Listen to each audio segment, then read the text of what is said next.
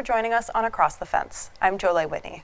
To celebrate Indigenous Peoples Day, we're featuring a discussion about one of the three main agricultural crops of Indigenous people in the Americas, corn.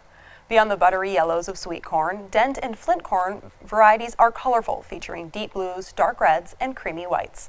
Corn, together with beans and squash, form the basis of Indigenous agriculture, commonly referred to as the Three Sisters.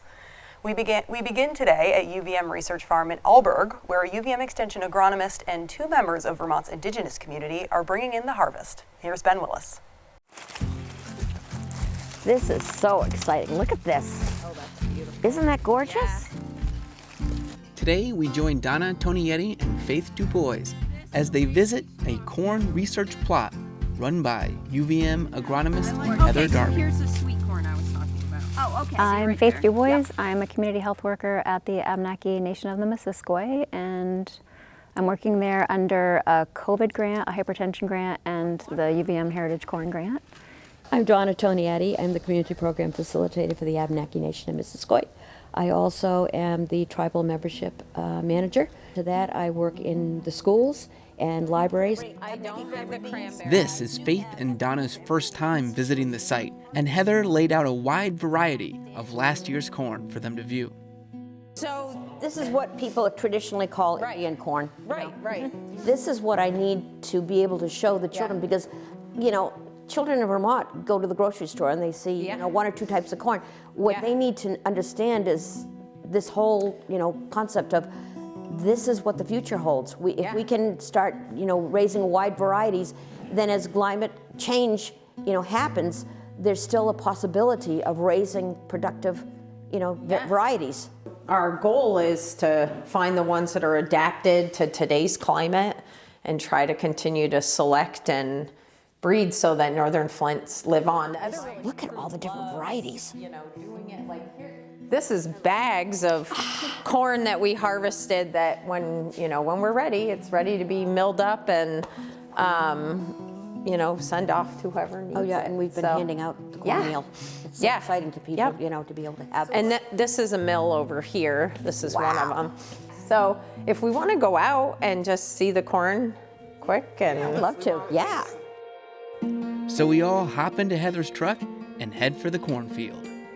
I started working on the project with Chief Stevens from the Mohegan Abenaki community and also Frank Kutka from the Menominee Nation College, and just having conversations around our fear of kind of losing this type of corn that's really special to our Indigenous communities, but also genetic diversity that we don't want to lose with corn production in general. It's actually it's the parents of all modern day corn, really.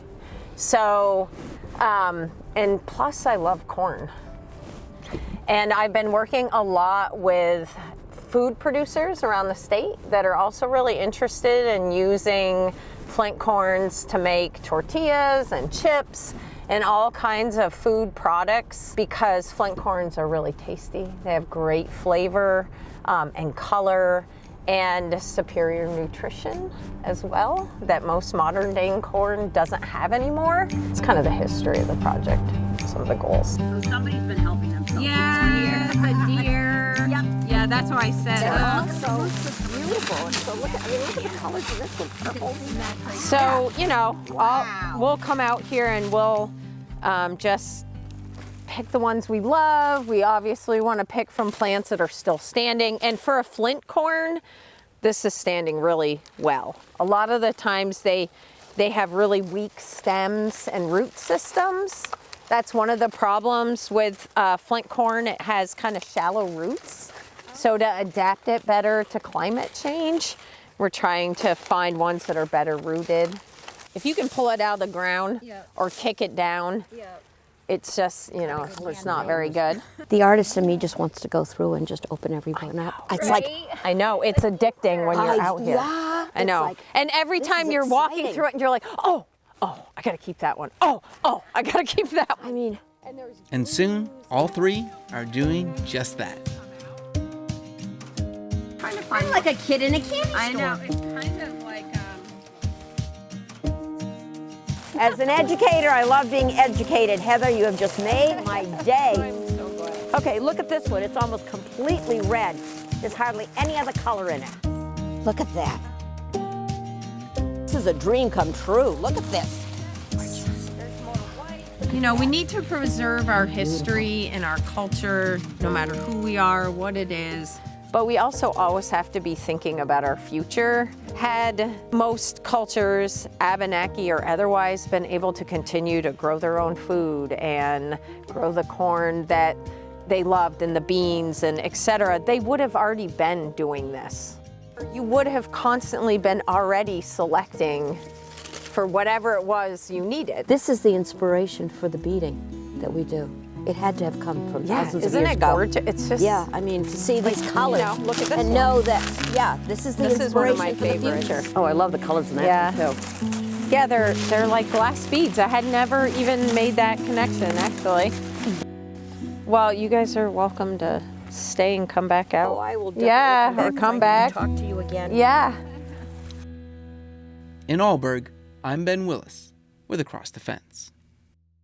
Thank you, Ben. If you're just joining us, we're celebrating Indigenous Peoples Day. After our visit to Alburgh, UVM Extension agronomist Heather Darby joined Across the Fence producer Keith Silva in the studio, along with Chief Don Stevens of the Nulhegan Abenaki tribe. Their discussion began with a question about where Darby got her seeds to plant the corn for this research. I got some of the seed from Chief Stevens, and that was great. We were able to secure some of the Abenaki varieties that they are trying to preserve as well. But then I also was able to secure a bunch of the seed from the USDA germplasm repository, which houses probably hundreds of thousands of lines of corn. Excellent. That's where I started. Well, I can see Heather's been motioning, and Don, you brought some examples of Native American indigenous corn. What are we looking at here? This is not corn that we normally see at our farm stands. Right.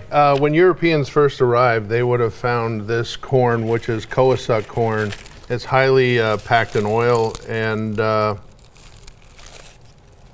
it grows in about 65 days, and it's about a 4-inch ear of corn, and that's what Europeans would have found when they came, and we still have that today. It's the Coasuck, it's in our name, and it was historically documented along the Coas meadows on the Connecticut. There was huge fields of corn, and that's pretty well documented. So we've started growing it, keeping it going after we received some of the corn back. The other corn is a pod corn. This one here. Yeah, this one is pod corn. Each kernel has a husk, so it's the closest thing to grass of where it originated out of. And the last time it was documented was 1902 in the Boston Globe, that we would use it for our corn ceremonies, and we would wear it as decoration to honor the harvest and the corn mother story. So part of what I would like to do working with Heather is trying to develop the nutritional value of these corns, and also what they are best suited for. Are they, especially this pod corn, are they a popcorn? Are they a grinding corn? Are they just decorative? So it'd be nice to start to explore that a little further, but you won't find this anywhere. This is Abenaki pod corn. And before we started recording, I said, "Could you grow that, Heather?" And you looked at me, and you said, "Of course we could grow that." Of course I can. Yeah. Of course I can. Yes. Does this require any special, anything as far Anything as different? anything different than growing? No, regular I mean, corn? plants are plants. They require they have basic needs just like we do. And, some plants are more challenging to grow than others. I haven't looked at the seed yet to see how much starch is in there, to see how well it would germinate and things like that. But I'm sure we can figure it out together. And I think one of our projects too is we want to keep some of this pure, so it doesn't crossbreed, and keep the seeds going as in its original form. But also, I think we want to develop for climate change. How do we create corn or create something that actually will help us in the future and give us the most nutrition with the best growing time. Like I said, the Koasuk corn grows in about 65 days. Right. It's a long growing time. Well, that's short, actually. Short? That's short. Yes. Oh, okay, Yeah. okay. Most corn that we have up at the research farm is, especially grain corn. We are in the 90, Okay. up to the 100. So to have a 60-day corn is amazing, but what we really need to do, like Chief was saying, is we have to adapt it to today's climate, production, how we grow things, so that, like I said in the video, we're maintaining our heritage, but at the same time looking towards the future. Right. Just a couple minutes left, really quickly. Heather, why is it important that UVM Extension work with Indigenous people and Chief Stevens? Well, at UVM Extension, that's what we do. We work with people, communities, and the Abenaki community is obviously the oldest one here in the state of Vermont, and a community that's really important for us to work with, and make sure, like every other community in Vermont, that they have a secure food source, as well as many other necessities. And it's been a real honor to learn. I'm a scientist, and Chief Stevens and others have taught me a lot about other really important aspects of growing crops that I had never considered. And so that's been really exciting to me. And Chief Stevens, the same question for you. Why is it important for Indigenous folks to work with UVM Extension? I think, again, we have the cultural knowledge and what we traditionally did, and Heather is a scientist, so she has the data and she has the ability to dig deep into the data, and we're looking at it from the cultural aspect and what we traditionally did. They're looking at it from the data, and I think it's a good marriage, good partnership. And if you think about New England is going to become more of a food hub for the nation, and I think we need to be prepared, and the more that corn has always sustained all of our people throughout time, so I think it's a nice project that if we can find ways to create something sustainable and be able to adapt to climate change and be in the Northeast, I think it'll help the nation as a whole. To learn more about UVM's research on crops, soils, Dent, and Flint corn, visit the Northwest Crops and Soils webpage on the address on your screen, or you can check it out on their Facebook page. That takes care of Across the Fence for today. I want to thank everyone behind the scenes here at WCAX who make our program possible. I'm Jolie Whitney. Happy Indigenous Peoples Day, and have a good one.